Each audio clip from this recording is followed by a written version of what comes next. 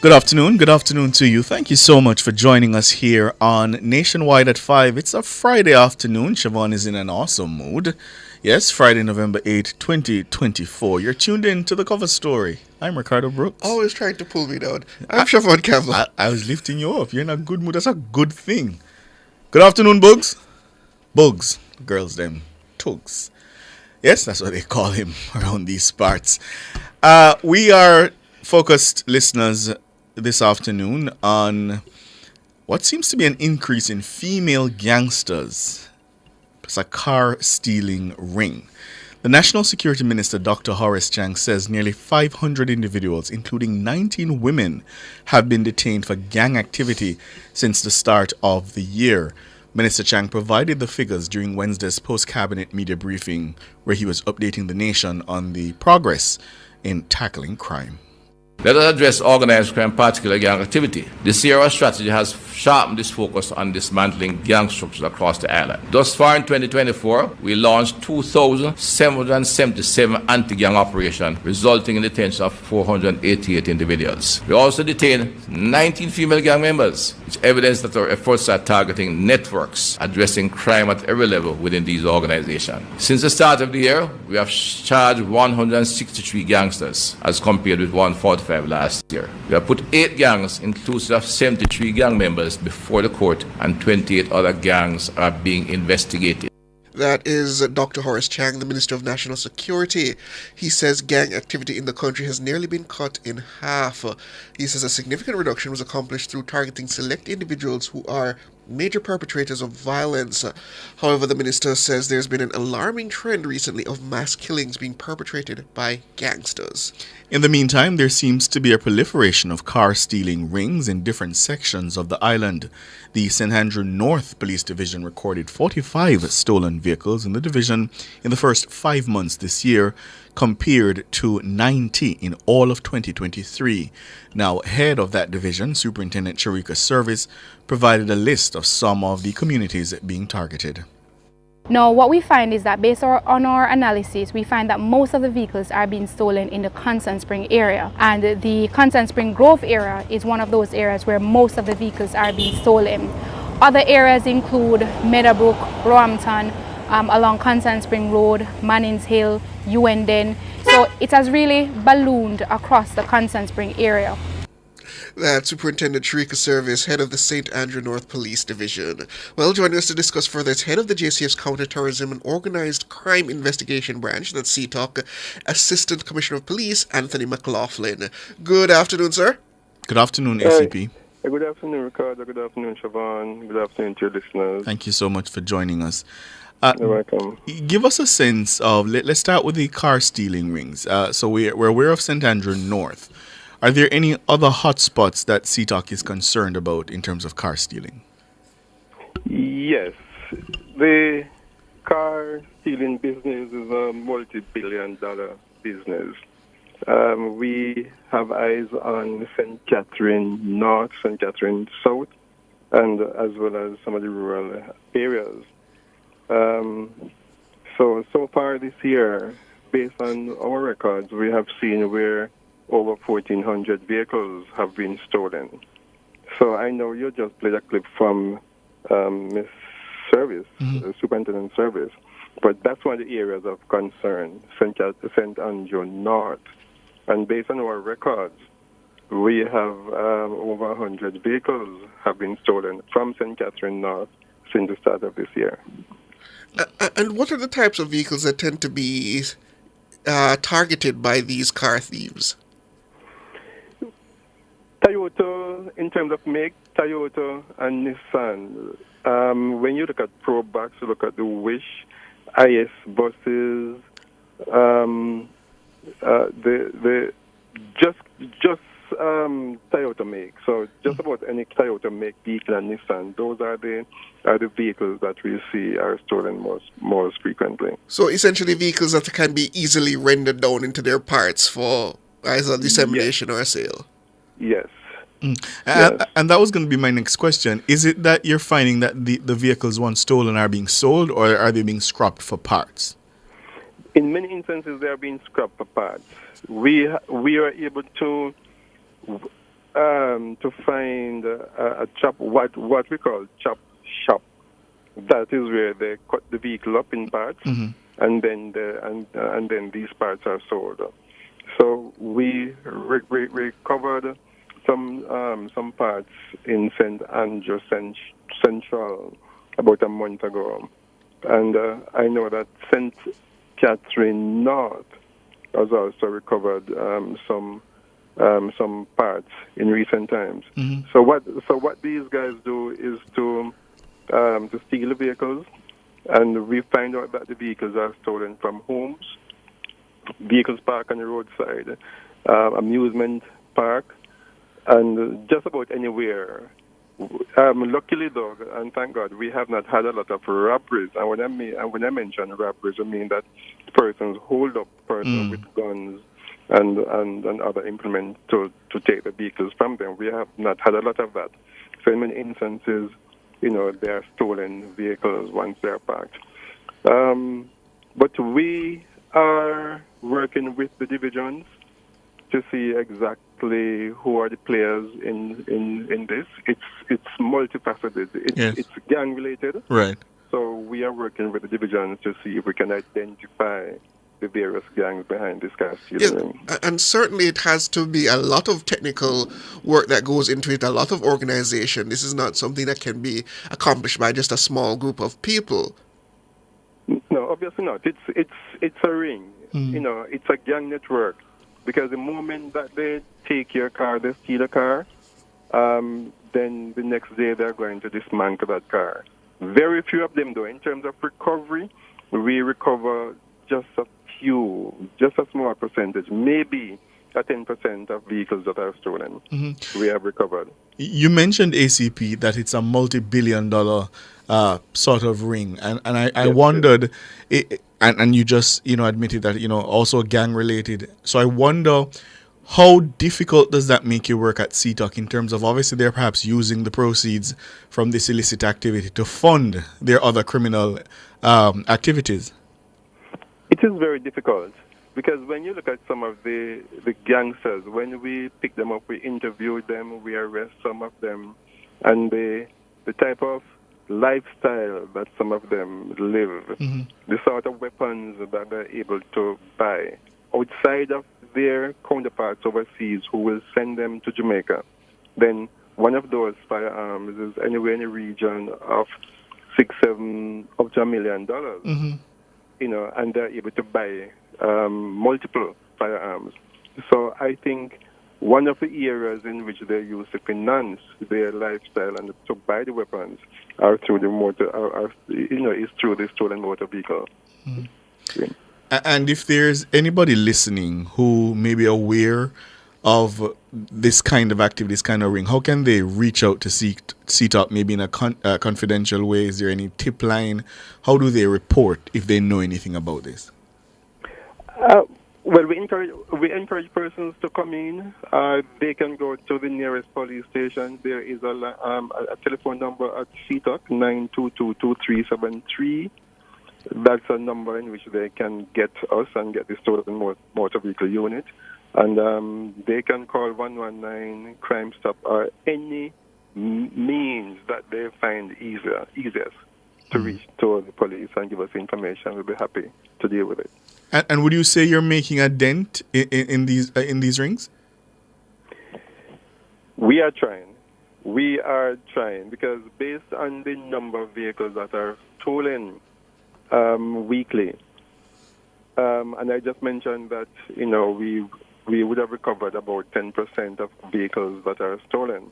Then we are making a small dent. We want to make a bigger dent. We want to find the players.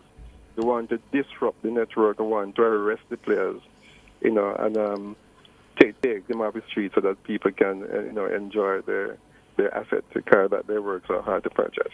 And what would help you in having a bigger dent? Is it more resources, manpower? Where are the gaps? Well, persons know where most times these chop shops are, and if they are able to communicate with the police, just give us the information. where these shop are. We have the resources, can manage these guys. But in many instances, persons tend to turn a blind eye. They see a guy get up this morning, he drives a car, he doesn't have it tomorrow. They live beside someone who doesn't have an 8 to 5, but there are 2, 3, 4, 5 high-end cars parked at his house today. You don't see them tomorrow. Those things should raise some amount of suspicion. And when you see some activities taking place at night, because most times these cutting up of vehicles take place at night. So we just want persons to be aware of their surroundings and don't be afraid to call the police and give the police information. And once we get information, we definitely going to be acting on it. We're talking about crime, more specifically gang-related activities. We have with us the head of the Counterterrorism Organised Crime Investigation Branch, CTOC. That's ACP Anthony McLaughlin. We just talked about the proliferation of car theft or car stealing rings in the country, and now we're going to be speaking about this matter of women involved in gang-related activity. Earlier this week, the Minister of National Security, that's Dr. Horace Chang, informed the country of about 19 women being included among those detained for gang activity since the start of the year. And that's where I want to talk first, ACP McLaughlin. Of that 19 detained, do you have any figures as to how many of those women end up being arrested and charged in terms of gang-related offenses? Yes, most of these 19 women, in fact, all 19 women are being detained on gang-related offenses. All of them? Yes, all 19. Okay. All 19. And to what extent have you found in recent years of involvement of women in what was often considered a very masculine space? The women are not to be outdone, unfortunately. A couple of years ago, the role of the women would be to look out to see if police are coming and then to alert the male. But today we find that they are very much involved in everything that the men are doing. So what we discovered is that we have women who are, what we say in local parlance is to lock the guns. They issue the firearms, they give instructions, they deal with the financial aspect of the gang. They sometimes are the persons up front in luring other gang members to be killed.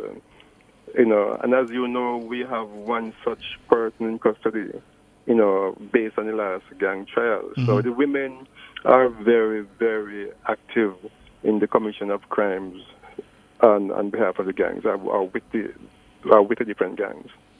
How recent is this development where you're seeing the women, as you say, not being outdone by the men? It is not a new phenomenon, but I see probably the last 5 years or so, we have more women coming to the fore. We are discovering that more women are more active in the gangs.